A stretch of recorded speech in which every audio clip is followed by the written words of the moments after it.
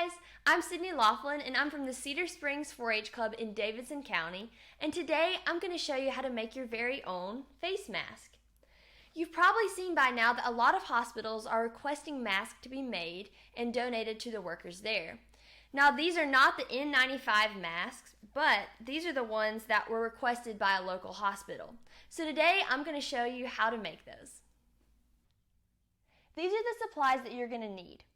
First, you're going to need a piece of tightly woven cotton fabric that's 15 inches by 7.5. Next, you're going to need a piece of plastic coated wire. Now, I have actual plastic coated wire, but you can just use a bread tie if you can find bread in the grocery store. But you're going to want that piece of wire to be about 4 to 6 inches. Now the next piece that you're going to need is a piece of this same fabric, or it can be different, but you want that to be 10 inches by 2 inches. You're also going to need some thread and 2 pieces of thin elastic.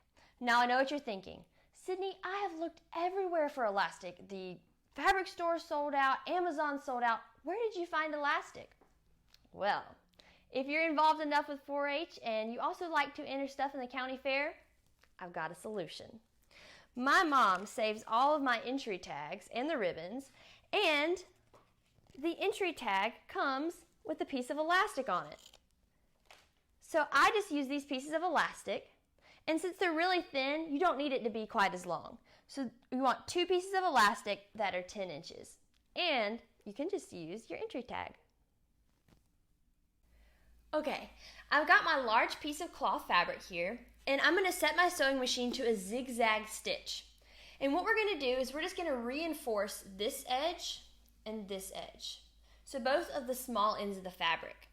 I'm going to sew almost as close to the edge as I can.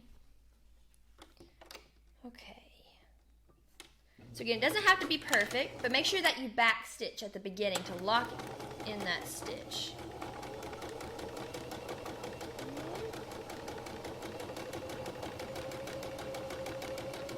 And back stitch at the end as well. And this part, again, none of this has to be perfect. We're just going to do our best. Okay, so I've got that, and we'll go back and trim up the edges later. I'm going to do the other side.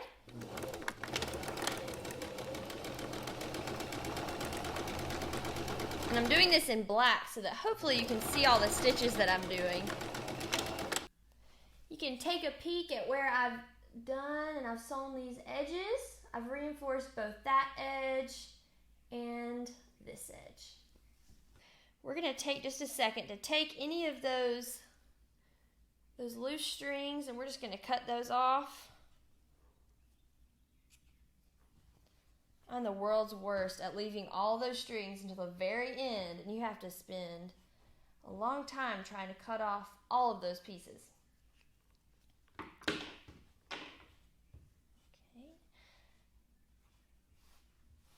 Now that we've got that together, we're going to turn our sewing machine back to a straight stitch.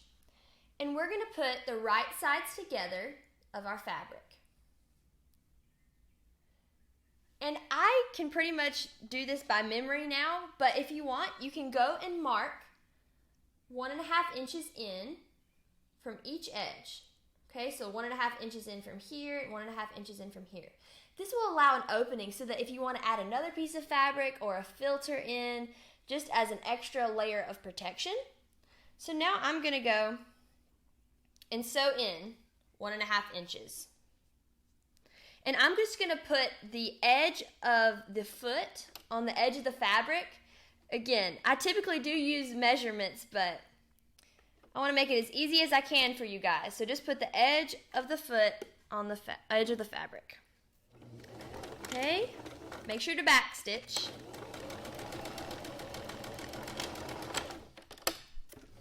I'm just going to lift up my needle, pull it out a little bit, and go over and start again.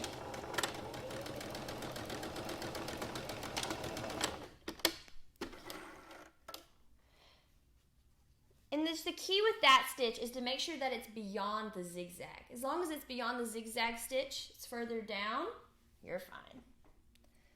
Again, let's just cut off all those excess strings. They're everywhere.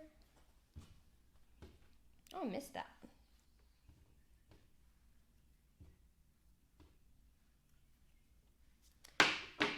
Now we're going to go over to our iron, and we're going to take and lay this piece of fabric flat, and I'll show you what to do from there whenever we get at the ironing board. You have your seam here where we just sewed, and we're going to press that seam open with our fingers first, then iron it open. I know you didn't sew in this middle part, but make sure that you iron the whole seam open to make the next step a whole lot easier. Now this next step can be a little tricky, but just bear with me. We're going to take our piece of fabric and turn it right side out. Now that wasn't the tricky part. Okay. Now for this, the whole goal is to sew this down so that this part lays flat, and it'll create a nice and smooth opening right here. Now the key with this is that we're going to lay this piece of fabric flat right here, and on the other side, try to put your hand in and pull. See how that bottom piece of fabric's right there? You want to pull that out from under the foot because you don't want to sew that with it.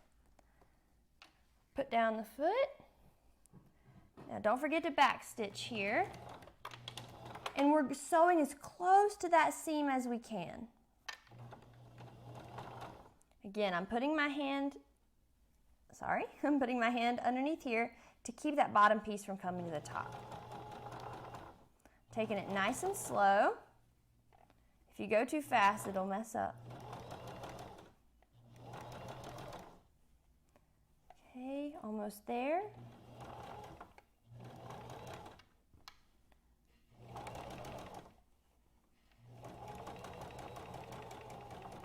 Now I'm going to do a little back stitch here. And to cut down on the steps, what I do is I leave the needle down and I just lift up the foot and just turn it. Then I make like 1 or 2 stitches across here onto the other side of that seam. Lift it up again, and let's do the other side. So the whole goal is just to make sure that each side here is sewn down flat. Let's do this side. Again, I'm getting as close as I can to that seam. Doesn't have to be perfect. And make sure that you back stitch. All right, now we've got our opening made so that we can add in a filter. Now that we've got our top stitching done, we're going to take and we're going to kind of lay our piece of fabric flat right here. And from this opening to the edge of the fabric, you want about 1/2 inch. Okay, so I'm keeping everything nice and flat, and we're leaving about 1/2 inch there. And the key is here to make sure that this part is wide enough to fit in our piece of wire. Okay, so we've got our 1/2 inch there. And if you want to pin that or if you want to iron it, that would be just fine. But now I'm going to get my sewing machine, and I'm going to sew pretty close to this edge. But I'm going to sew all the way around this piece. Let's go. Again, don't forget that back stitching. Stay close to that edge.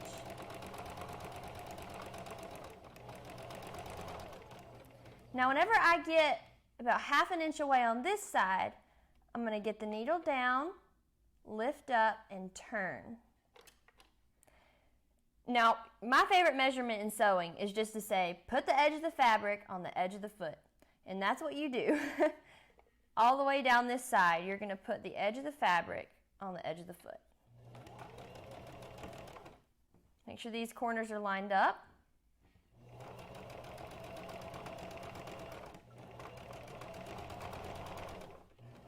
Once you get close here, you're going to put the needle back down, edge of the foot.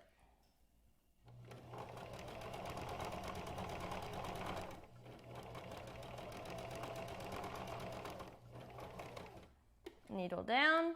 Oh, I can do one more stitch. There we go. Edge of the foot. Now we're going to pull this kind of tight because you don't want any bumps in there. We're going to sew up that final side.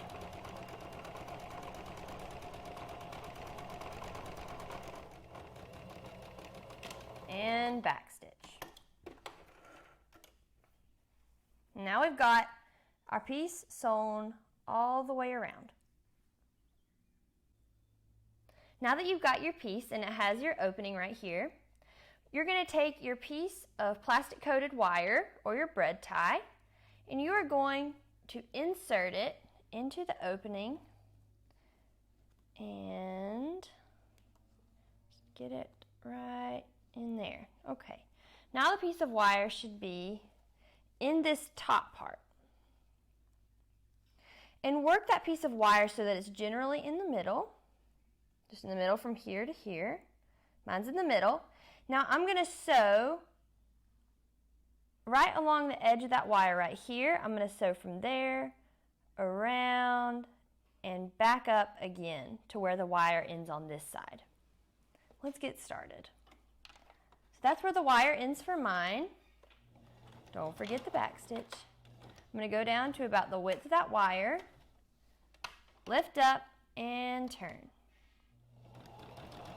So all the way down to the end, lift up, go over, and back stitch. And this has made your opening where you can still add the filter, but then on the outside, you don't see the opening and it looks really nice. Now we're going to add pleats to our mask so that it's about 3 knuckles wide. This is the mask that I've already made and it's about 3 inches wide. So we're going to make this mask about the same. Now you're going to want to turn your piece of fabric to where you can see the opening. So that's the opening that we just made. You want that to be up. We're going to take and fold the fabric up to the opening. Now I have pins here and I've done so many of the masks that normally I don't use pins. I can just iron it and it's okay. But if you wanted to, you could go in here and you could pin the fabric on each side, just like that. So we still have a little ways to go before it's 3 inches wide. Let's add another pleat. I normally make that second pleat bigger than the first. Do it about right there. And I'm going to pin on each side, just like I did the first. And you can really just change the width based on your face shape or things like that. It doesn't have to be perfect. Let's add another pleat, a little closer to the bottom. That's a little less than this one, but that's all right. Still about 3 knuckles wide. Okay, and add one more pin over here.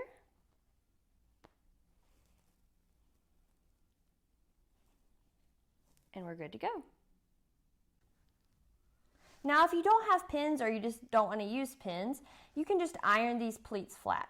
That's what I normally do, but pins are totally fine as well. We're going to take and put, you guessed it, the edge of the foot on the edge of the fabric, and we're going to sew all along this edge. Back stitch.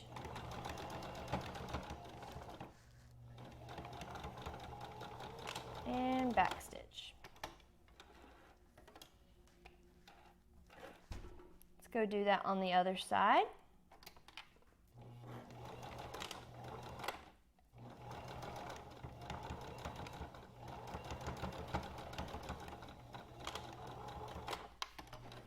Oops. There we go. Now that we got those sewed, we can take out the pins and I'll show you what to do next. Now we're going to make something that's called bias tape. Now bias tape is this part of the mask, and it gives the mask a nice finished edge, and it also provides a place to thread the elastic through. Now a lot of bias tape, you can buy it at the store, but a lot of it's sold out right now. So I'm going to show you how to make your own. You're going to lay the piece of fabric on the table or on your ironing board, and this is a piece of fabric that was 2 inches by 10 inches, and you want that to be wrong side up. We're going to take and fold in this edge to about 1/8 of an inch. You want 1/8 of an inch left at the top. We're just going to iron that. Now I have some steam with the iron right now because you want really crisp edges with your bias tape. See how quickly the iron flat? Now we're going to unfold that. Ooh, it's really hot. And we're going to fold in this piece to that line that we just made. And we're going to iron that again.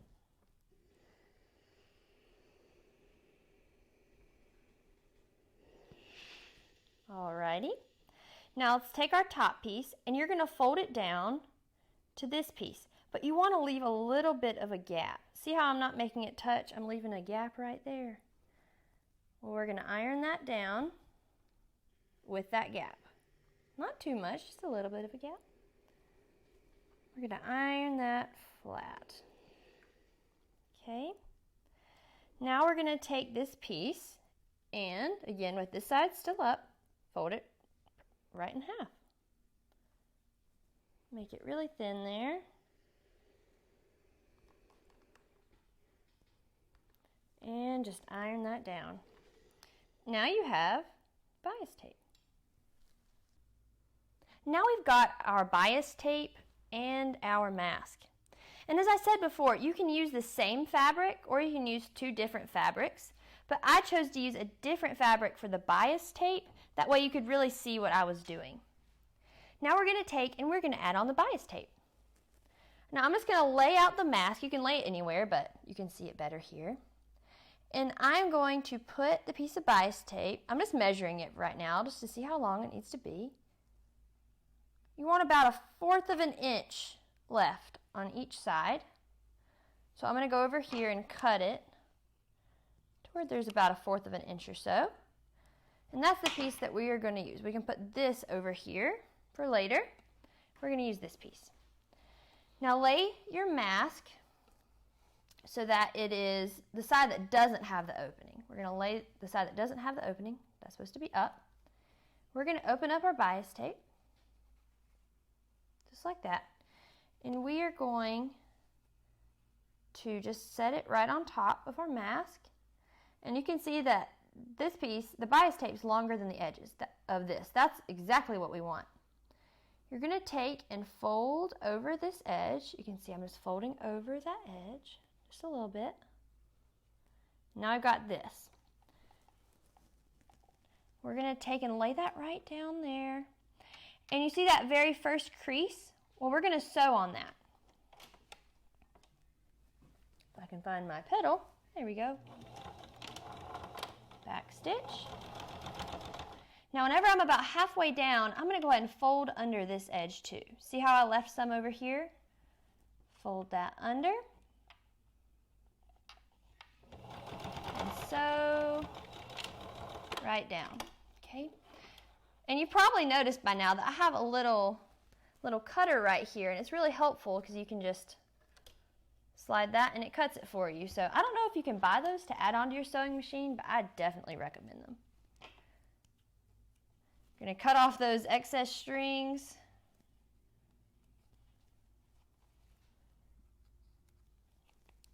And then, it's kind of like a magic trick. I love this. We're going to put your hand under this, just pull it straight out like that. And you pull those corners, and you see how it'll come up over this ridge right here? Comes up over the ridge. Now, what you're going to do is fold in these edges, and the key is to leave enough fabric here so that you can fold it in. I'm going to fold that in, and you can pin this if you want. Here, I'll pin it for you guys. I'm going to do one side at a time. I'm going to fold this here. Now, you see that other crease right there? We're going to fold the edge of this fabric to that crease. Okay? And you could always stop and just iron it here if you wanted. Again, I made a lot of these, so it's kind of muscle memory. But we're going to fold it to that crease. And the farthest stitch that we have right here, we're going to fold our bias tape to that stitch. And we're just going to kind of pin it. Again, I don't normally add pins, so this is new. And do the same thing. Again, I'm just folding it straight to that stitch.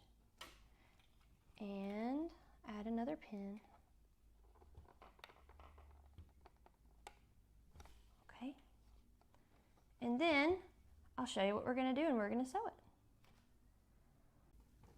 Now, if you'll notice, I took out the pins from where I had pinned this bias tape because I found that the pins, they kind of hindered the sewing needle. So I would just take those out before you start sewing and go in just a little bit from that edge because it'll get bunched up if you don't. So we're going to start right there and go in, and then we're going to back stitch. And we're just going to sew pretty close to that edge because you want as much room as you can for that elastic. Back stitch at the end. Lift up. Oops. And now you've attached your bias tape. Now I've added the bias tape to each side of my mask. Now it's time for the elastic. Now I've got a small safety pin here, and I've got, you guessed it, the piece of the fair tag. I'm just going to take my piece of elastic and put it through the safety pin. Leave about that much of the tail. Okay? I'm going to take the safety pin and I'm going to go up through this opening, and I'm just going to work that safety pin through. Now this part takes a little bit of practice, and I'm still not perfect at it because sometimes it gets hung on that edge. So you got to just work with it. After a little bit of working with the safety pin, I have successfully worked it through. Now I'm going to hold the end of this tail, that way it doesn't come out. I'm just going to pull that safety pin off. Now I've got my two pieces of elastic. I'm going to take and just tie them off like I'm tying a balloon. Right there. Kind of close to the edges. Again, whatever size that you want. Now you've got that. Now if you don't want those tails to be showing, you can pull on one side of the elastic and just pull that through. Then you have a nice finished edge. You're going to do that on the other side and trim off any excess strings, and you're done. You've added your elastic and you're good to go. Now you're fine to wear the mask just like this, but if you want to add a filter, you're just going to open up that opening and you can insert in a piece of fabric. I've seen people that use different like air filters, whatever you want to use, but I just wanted to say that you can put that right in there, flatten it out, and then you can wear your mask. So you've sewn your mask. Now how to put it on. You're going to take, and you want the side that has the opening to be facing you. And you're going to put this on the bridge of your nose and shape it to your nose. Open up the mask by pulling on the bottom and secure each elastic behind your ear. Kind of mold it to your face a little bit, and you're all done. Now with these masks, I would not have been able to make them without the skills that I've gained in 4-H. And I know that you've probably learned a lot about sewing through 4-H as well. So why not put those skills to use and make masks for you, your friends, or even some healthcare workers? Thanks, guys!